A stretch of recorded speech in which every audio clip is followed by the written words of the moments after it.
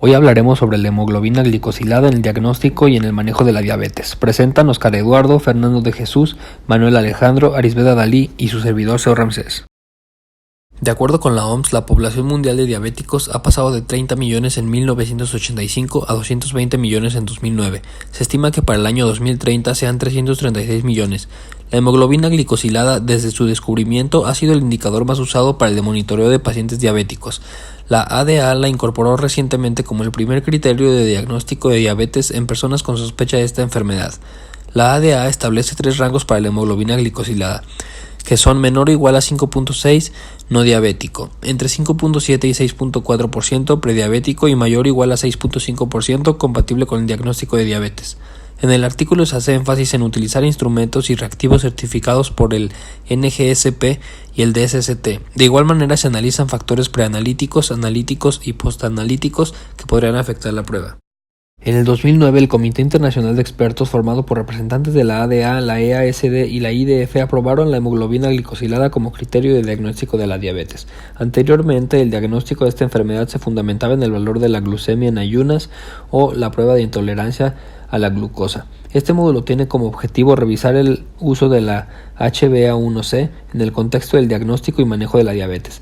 Para lograr el objetivo se analizan 4 aspectos: la epidemia de la diabetes, que es la HbA1c, aspectos técnicos relacionados con la medición de la HbA1c e indicaciones de la HbA1c en la práctica médica. El módulo ha sido diseñado para personal médico y de laboratorio. Epidemia de la diabetes. La diabetes es la causa de ciertas afectaciones en el organismo.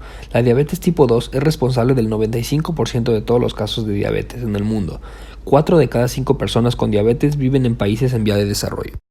La diabetes es una enfermedad crónica caracterizada por hiperglucemia en la sangre. De acuerdo con la ADA, se clasifica en tipo 1, en la cual el paciente es insulinodependiente, la tipo 2, que hay resistencia gradual a la insulina, otros tipos de diabetes y la gestacional, que se diagnostica en el curso del embarazo. La diabetes como problema de salud pública. La diabetes se ha incrementado de forma exponencial en los últimos años. Se relaciona con el aumento de la población y el envejecimiento de esta misma, pero sobre todo el incremento de la obesidad y la inactividad física. Se estima que para el año 2025 habrá cerca de 500 millones de prediabéticos. Es por esto que es fundamental la implementación de programas sobre educación preventiva de enfermedades, así como programas de diagnóstico oportuno.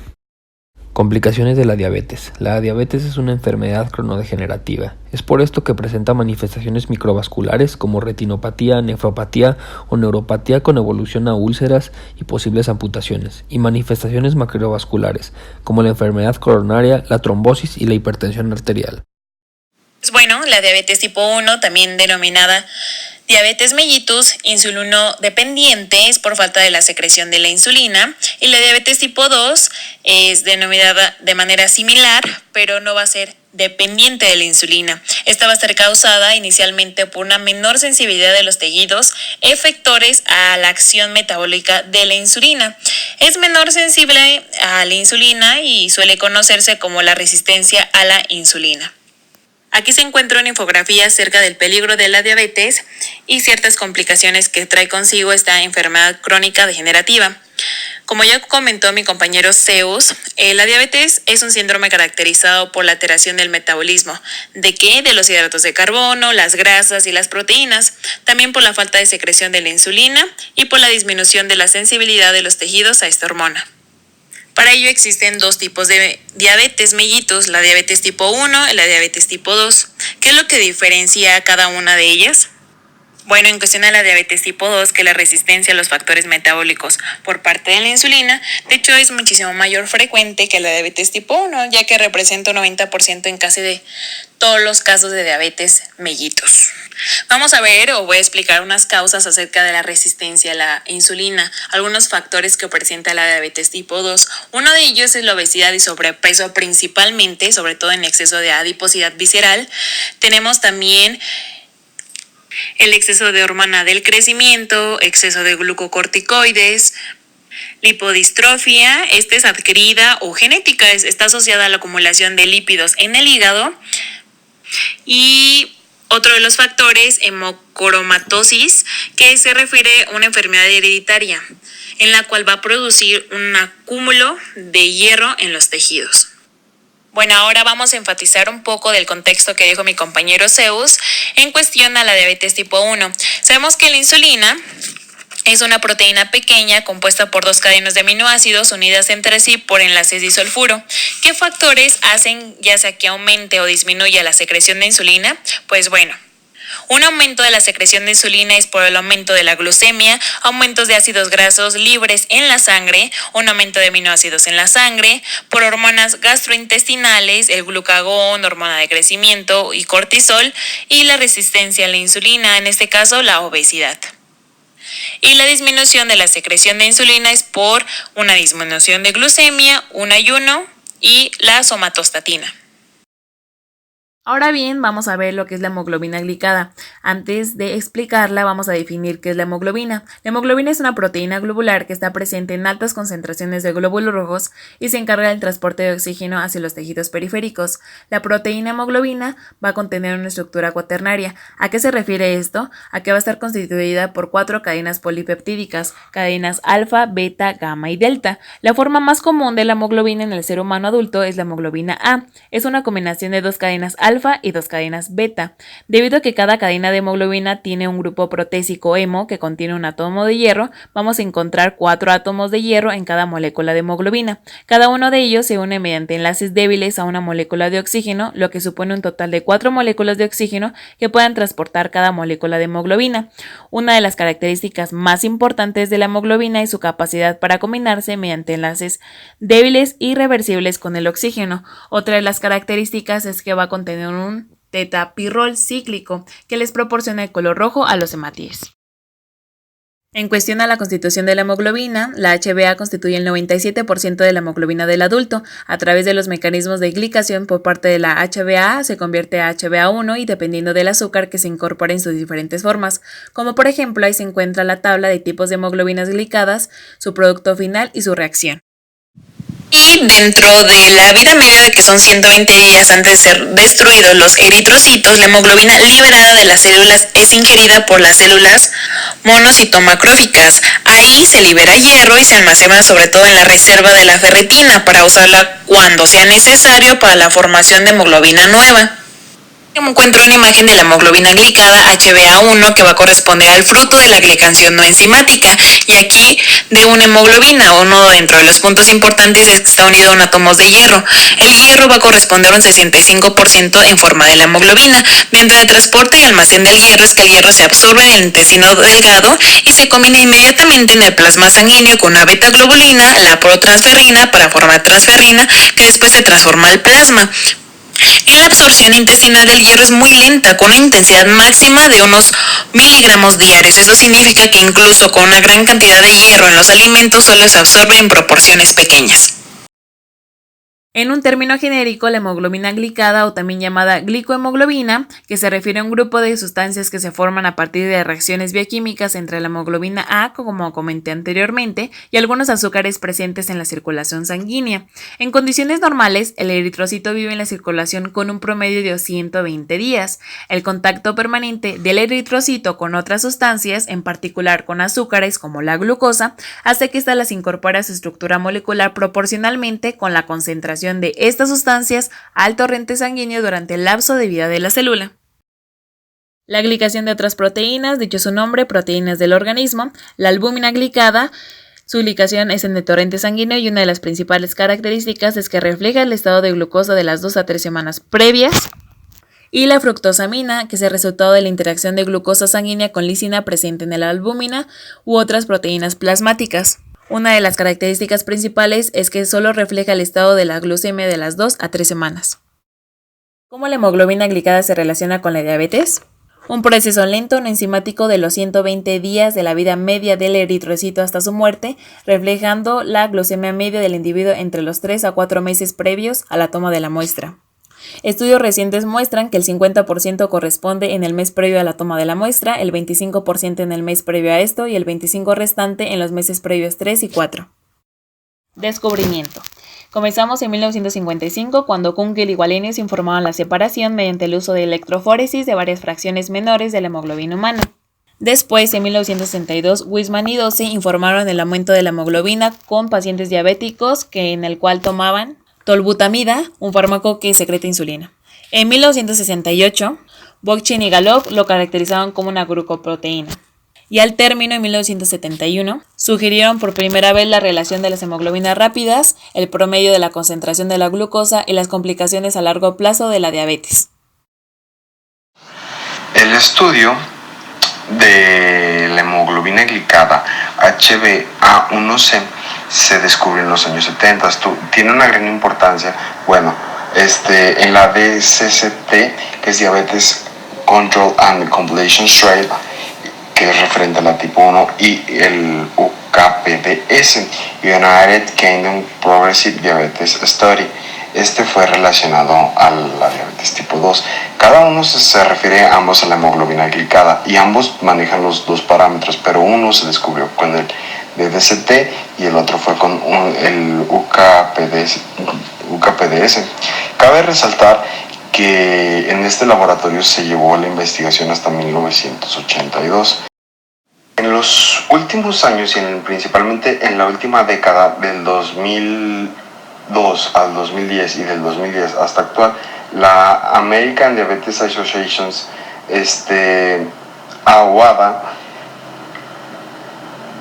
maneja los estándares de esta misma prueba, ya que con esto se puede llegar a una discusión más certera. No es tanto como la hemoglobina sérica o usar un glucómetro, ya que esta tiene los parámetros de 3 meses y no se puede resaltar que ha habido picos de insulina. La glucemia estimada se refiere a la cantidad de glucosa que debe haber o los parámetros adecuados que se manejan en esta situación. En cuanto a los valores de referencia, la ADA ha establecido los siguientes puntos de corte para la hemoglobina glicosilada. El nivel no diabético se encuentra en los pacientes que tienen menos o igual a 5.6%. El nivel prediabético está entre 5.7 y 6.4%. Y el nivel diabético es mayor o igual a 6.5%, que por lo tanto es compatible con el diagnóstico de diabetes. También se manejan otros valores, como por ejemplo los miligramos sobre decilitro, que van en relación con los porcentajes. Aspectos relacionados con la medición de la HbA1c. Determinar con qué instrumentos y con qué tipo de prueba medir la HbA1c es de suma responsabilidad de parte del laboratorio clínico. Tiene un impacto en la calidad analítica del resultado y en el costo de la prueba. En caso de la HbA1c debe ser realizada en un laboratorio clínico que utilice instrumentos y reactivos certificados por la NGCP y estandarizados de acuerdo con las especificaciones del DCCT. Metodología disponible para la determinación de HbA1c. Métodos basados en la diferencia de carga eléctrica. El principio se basa en el hecho de que la unión de glucosa en el caso de la HbA1c o de otro azúcar como puede ser la HbA o la HbA1b a un amino terminal de las cadenas beta de HbA1c altera la carga total de hemoglobina, haciendo que la fracción de hemoglobina glicada migre en forma diferente, usualmente más rápido. Y existen otros métodos como son cromatografía líquida de alta eficiencia, métodos electroforéticos, métodos cromatográficos y cromatografía de columnas. Métodos inmunológicos. Se utilizan anticuerpos contra la secuencia de aminoácidos que varían de 3 a 8 de la fracción N terminal de la hemoglobina glicada. Tienen como ventaja que son específicos contra HbA1c y son incorporados a los autoanalizadores de la química clínica, ya sea por métodos de inmunoturbidimetría e inmunoanálisis.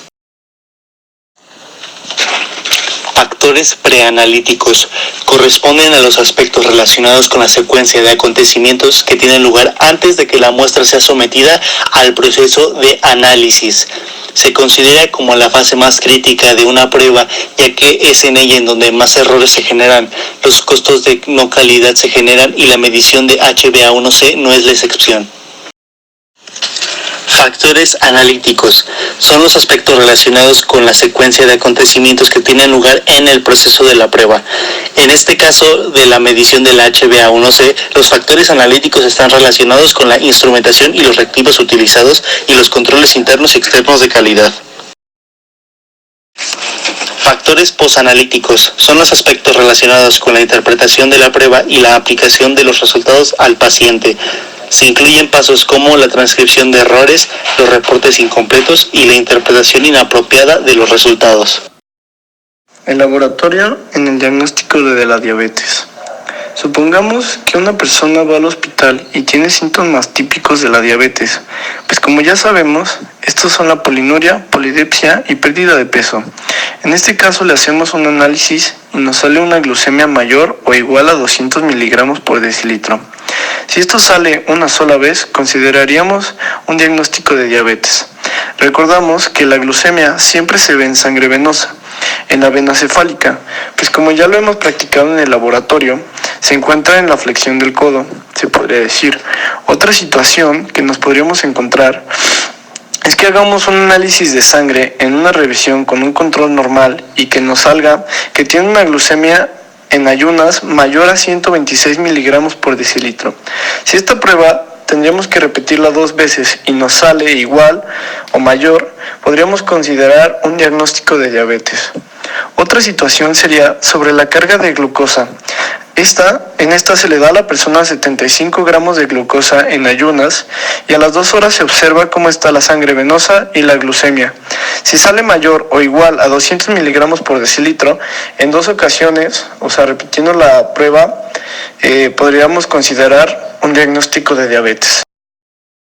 Otra situación que tenemos son los criterios de la medicina avanzada, que es como la hemoglobina glucosidada, también conocida como HbA1c. Si esto nos sale mayor o igual a 6.5% en 2 ocasiones, repitiendo la prueba, se consideraría un diagnóstico de diabetes.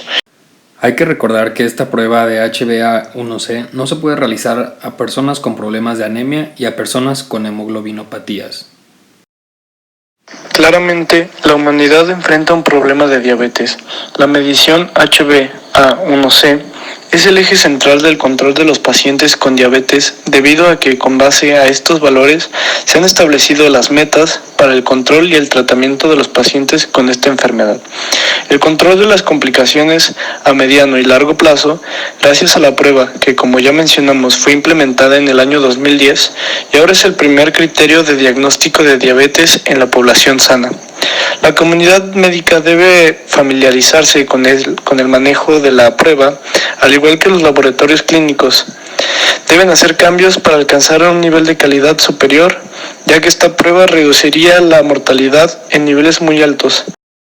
En la conclusión del equipo, nosotros determinamos que la diabetes mellitus, tanto tipo 1 como tipo 2, en la actualidad, está creando una repercusión social, económica y sanitaria.